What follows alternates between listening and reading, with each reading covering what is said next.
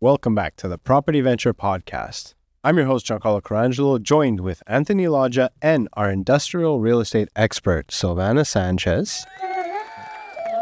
And today we're going to pick up right where we left off. And this is part 2 of our segment with Silvana. And part 1 was so interesting, honestly. And we learned a lot here. You know. Yeah, we said part 2 was going to be in Spanish, right? Yeah. Right, yeah, let's go. I'm probably going to sell this one out there. I know a few words in Spanish. But Giancarlo starts sweating. Yeah, I'm sweating. All that time in Dominican, all that time. I know a few words in Spanish. Listen, I know a few words in Spanish. It's time, Giancarlo, it's I know time. Excelente, tequila, por favor.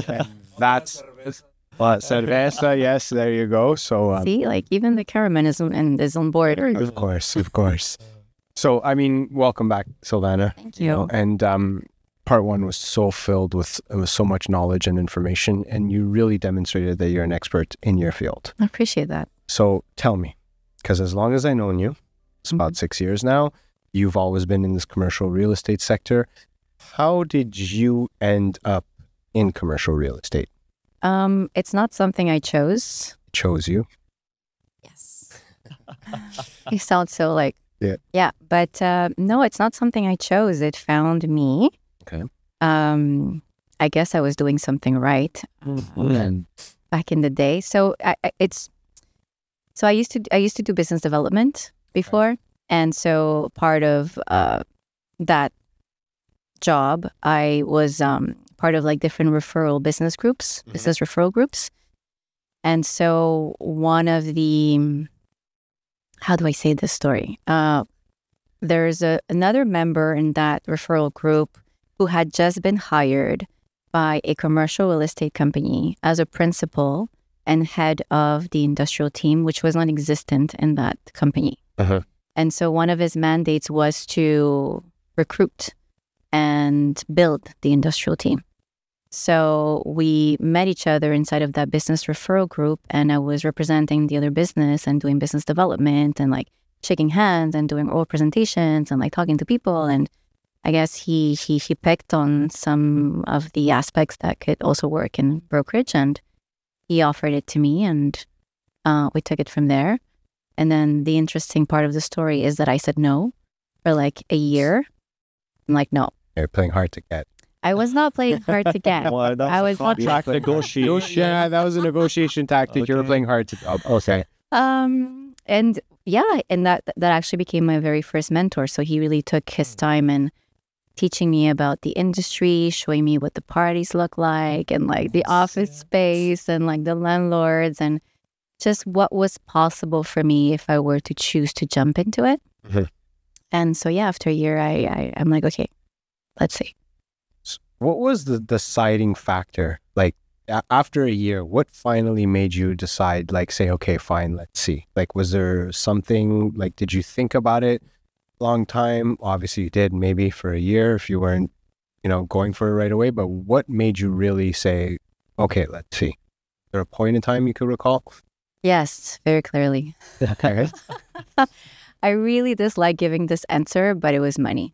Money? Yeah, it was money. And like, I don't know. I grew a really close relationship with my other boss before. Like I was really running his business like it was my own, and that's just part of how I tend to be and to implicate myself.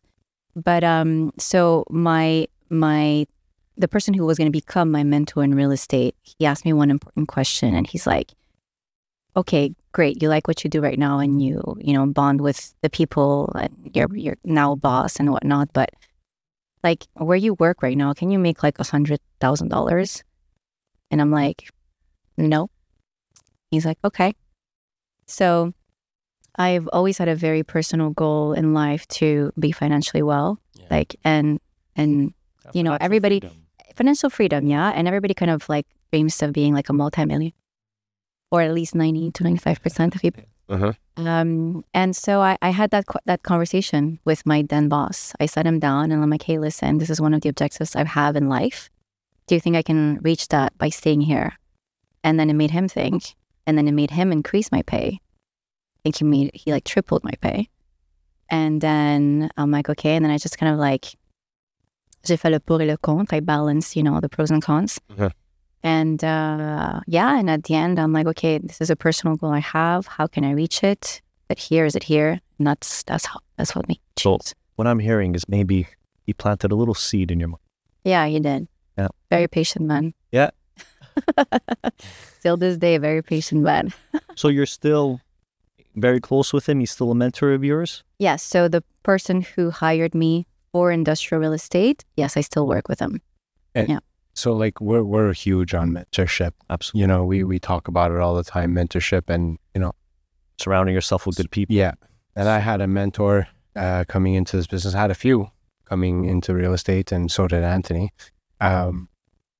What, in your opinion, what are the qualities that a mentor should have? Oh, Lord. As different as there's people. Like, because we all need different stuff. Yeah. We all need different stuff. Some people work, you need to tell them what to do. Some people, you need to give them space and believe in their own leadership. So it depends. I think what's important is that you communicate how you work and what you need in order to excel and learn, and then see if that matches with the person who is teaching you or mentoring you. And then there's different types of mentor depending on the season you're in, right? Maybe a mentor could be really excellent at the very beginning of your career, and then you outgrow that type of mentorship, and then you look for somebody else. So I think it depends. Actually, I really like that answer. Yeah, because there's a season in your life where you're learning, and you need to be with someone that's going to kind of push you and put you in uncomfortable positions, and then you're going to need someone else that's going to take you to the next level, right? Yeah. So what advice do you have for other people aspiring to be an industrial commercial real estate broker? It's a fascinating industry. I enjoy, there are many aspects that are difficult, in what I do, but there are many that I also highly enjoy.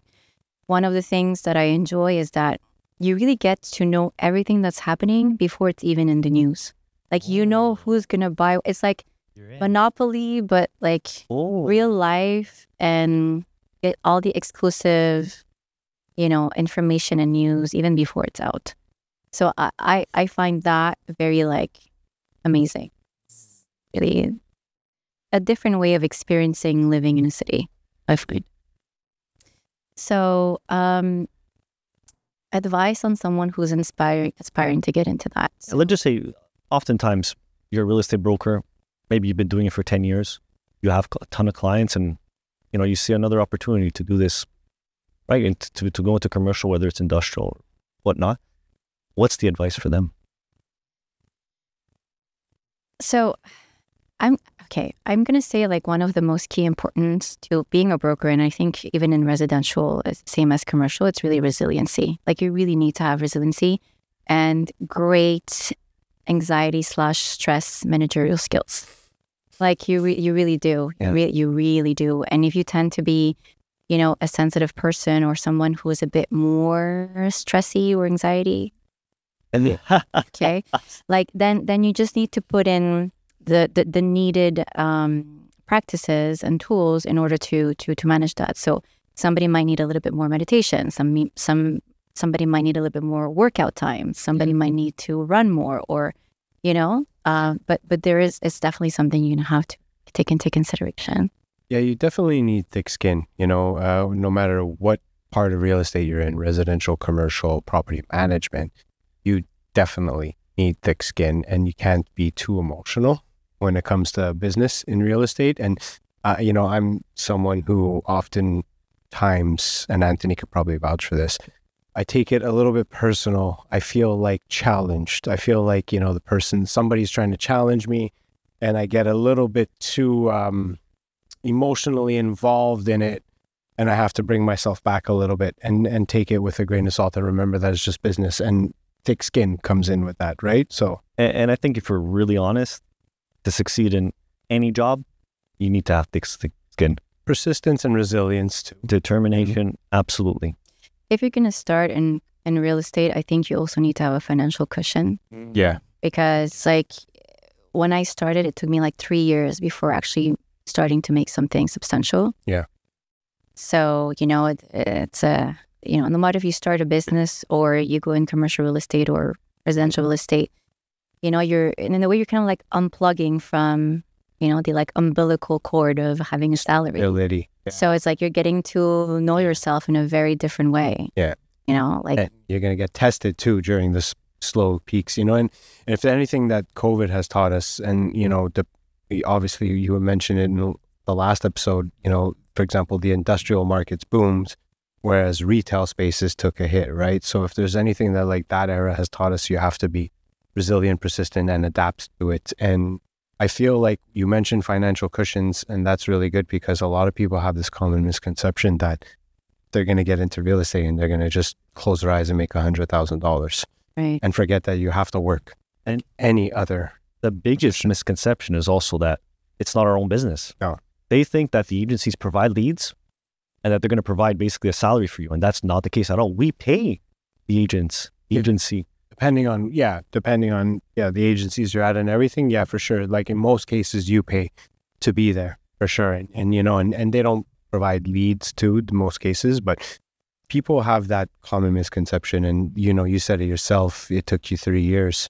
And like, I remember my first year, I did not make much money, and I did not make much money. And my second year got a bit better in the third year. And then it took me like 5 years to really find my footing, but it's thanks to thick skin and stress management, like you said, and anxiety management. Yeah.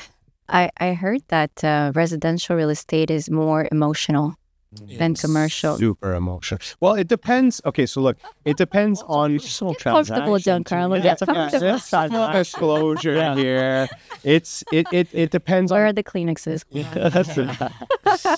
It depends on what type of residential real estate you're doing. So obviously, of course, if you're selling houses to people looking to build families, that's emotional. That's 100% emotional. But if we're selling a fourplex to someone who's looking to buy to rent, that's strictly a business situation, a business decision too, right? But the majority of residential is families, people looking to grow, people selling off homes where, the parents lived and everything. And there's a lot of emotions involved, which makes it tough sometimes to make adequate business decisions, I would think. Whereas commercial real estate is all business. Yeah, it is all business. It is all business. There's one really big, also important difference I find that it's important. If somebody's looking to get into the business, it's crucial. So, in residential real estate, you guys work a lot like after hours. So at night and weekends. Sundays. Yeah, that's hard, guys. Yeah. That's hard. Tell us how good you have it in the industrial sector. Tell us. I'm thinking of converting. Tell us how good you have it. Yeah. Yeah, we're recruiting you. Tell us how good you have it. So that's it's a big difference because we don't do that. We like really just work business hours. Yeah. We just do Monday to Friday. I mean, Monday to Friday, 9 to 5. But if they reach out to you in the evening, you're not taking the call? They don't. I would imagine they don't. They don't because it's part of their work. Like they're, presidents, directors, whatever. So business. Even their visits are during business hours. Like, okay, I'm not going to close shop at 5. If I want to continue working on documents or whatever, or advance whatever I have to do for the next day. But that's a huge difference. I don't know if I would be able to work on a Sunday open house for 2 hours where people might not show up. I did have to work 2 Sundays ago. So I did do that. How will you ever? How will you ever recover? Like once in 6 years. How are you going to recover from that Sunday? Oh my God. It was difficult. Monday I was tired, guys. Kidding. No kidding. So you mentioned you were in BDC before you were in commercial. Yeah. Correct. So do you see any like correlation? BDC business development? Yeah. Business development. Yeah. Sorry. Okay. Sorry. I'm sure. Business development. Yeah. In the bank. Okay. Yeah. So do you see any correlation, any tie between what you're doing now and what you did before? And if you do, has it helped you in commercial? I'm going to say that one of my strengths as a broker is making relations. Yeah. Relationships happen or work. Like I'll get along with somebody who is like somebody who makes a decision, like a decision maker. Mm-hmm.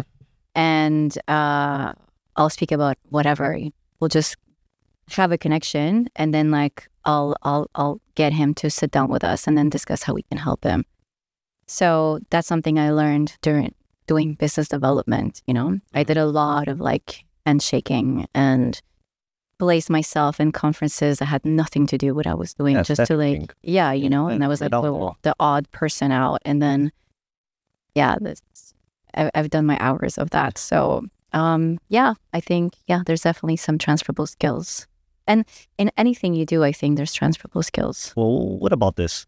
Because we all met during commercial real estate school. Yeah. Okay.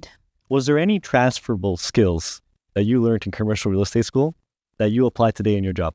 Is there anything? Yeah, that's interesting. Listen, school is supposed to teach you discipline, right? To show up and be there, even though you don't want to be there. And we were doing it at we were doing it at night. I think we were doing it at night when we were back there. I think it was like 5 to 9 or something, and which was tough, right? Because we were working. So some of us were working. Some of us. I'm kidding. No, but I think anything you do can be transferable. Like, you know, I was also, this is a very secret part of my life, but like I also act. Yes, I remember. Right? So for the longest time, I have an agent and I do auditions like for commercials or TV or series or movies and stuff like that. That's why you're so natural. I felt like camera with the mic. Okay, explains a lot. So even that, I think, is transferable because when you do auditions, it's like super nerve-wracking to be in front of a room of people you don't know. You're in front of the camera. You don't know what you look like because the monitor is not facing you. You don't know if you did well. You don't know if you didn't do well. Like you have zero idea. So even that, like in situations when I meet clients or when I'm doing cold walk-ins or whatever, is useful. So I think anything can be very like interrelated and assist you. When it comes to school, what would you say, like, would you say you learned a lot about commercial real estate in school, or would you learn more in the field? Like, what, break that down for us. Because I could tell you my experience after. Yeah. How much can we say? You lay it all out. How much can we say? You know, having your license is part of the process of being able to do what we do. Yeah. So you need to go there. And I think a better job could be done with what is being taught at school. The curriculum. Yeah. But I definitely on the field, you learn stuff that you don't at school, for sure. Yeah. And you know, and it's interesting because I used to say that all the time is like school really just teaches you ethics and contracts. You know, and in my experience, it didn't teach me. I had no, like, I got out of school. Yeah, I knew how to analyze a contract, draft a contract, and knew what good ethics were. But I didn't know things like marketing, you know, lead generation, prospecting, and all that stuff, which, in my opinion, is more valuable than knowing ethics and contracts because it's 80 to 90% of your job is marketing yourself, your services, getting clients, getting contacts and stuff. And I feel like school for me lacked all that. So when I got out of school, it was like, okay, I know how to draft a contract and write an offer, but how do I get clients? How do I market myself? What do I do? You know, and we had to learn things like that. So. You know what surprised me the most when I got, actually, you need a Kleenex? I do. And we'll let our marketing guy get to us here. But while I get the Kleenex, one of the things that surprised me the most when I got in the field is how like little work ethics actually, you know, is exists. Mm-hmm. You know, like I thought the standard is so low. Yeah, I thought everybody had the same drive and ambition to respond fast to an email. Yes. Or to a callback, or to be available, to be present. Like, and that surprised me a lot. I thought that, you know, people in this industry or who were higher in my eyes would operate especially because they're dealing with such huge transactions and people's businesses and their livelihood.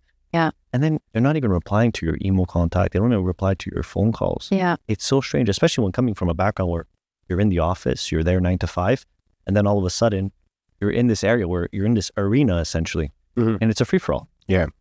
Yeah, I agree with that. And it's funny that you mentioned that, actually, because just this week I had two different clients, repeat clients, call me and say, hey, like, I'm trying to get a hold of, this person from the bank to get my mortgage pre-approval in order to invest in another property. But it's been 2 weeks since that mortgage specialist has, I haven't gotten a call back in 2 weeks, and then, I flipped them to my guy. Shout out Adriano from Orbis. Yeah, shout out. Never disappoints. With our listeners, they know who Adriano is. But I flipped them to Adriano, and in less than 48 hours, he has them pre-approved, for the mortgage, and they could actually make their purchase, And I think that, not to take it away from you, but I think that the clients appreciated that, and just the fact that he was proactive and he answered his phone on a Friday afternoon and a Saturday, and he worked, and I see even the way he works being proactive, and stuff. And a lot of professionals, maybe it comes with age, maybe it comes with years of, in the business, but a lot of professionals lack that reactivity. I was very surprised. Yeah. And in the world of, like, for example, I do property management, right?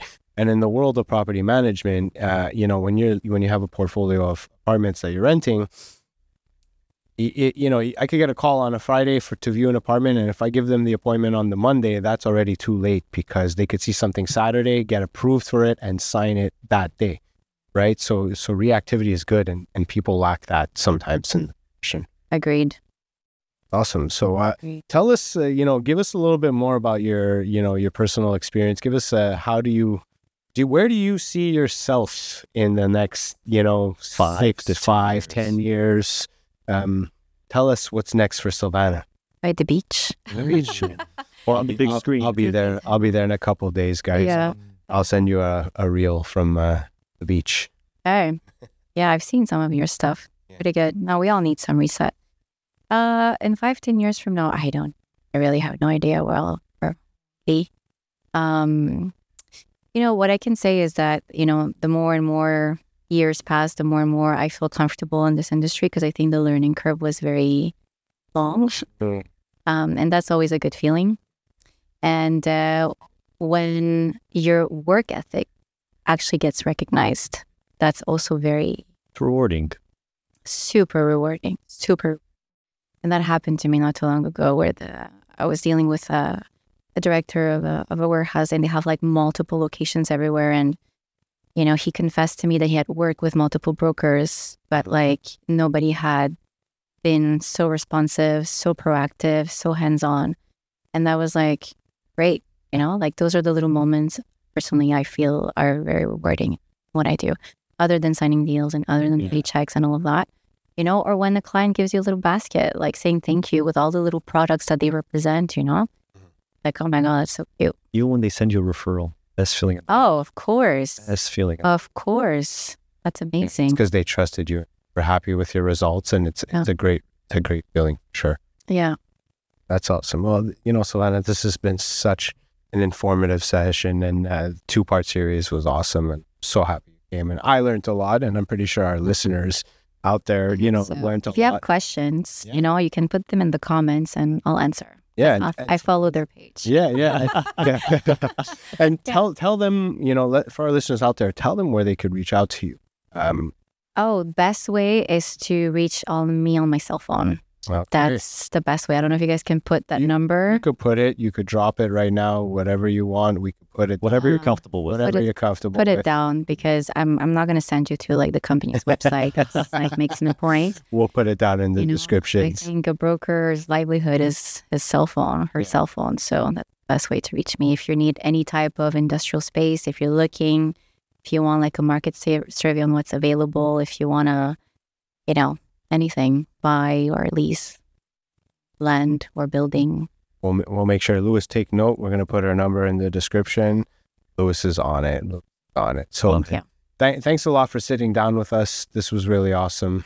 You guys. Your podcast friendly voice. I'm sure our listeners will enjoy it, and the content that you put out there and the knowledge. So, yeah. I'm available for part 3 whenever you can. Yeah, I was going to say. We were going to tell you that we're going to come back and maybe invite you back. You're on the repeat guest list. Okay, yes. You're on the repeat guest. I made it. Yeah.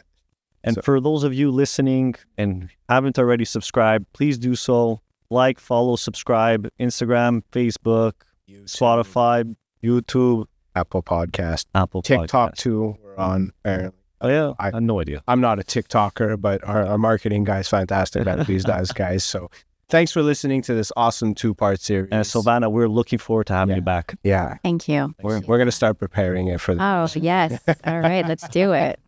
All right, guys. Until next time, thanks for tuning in to the Property Venture Podcast. Ciao,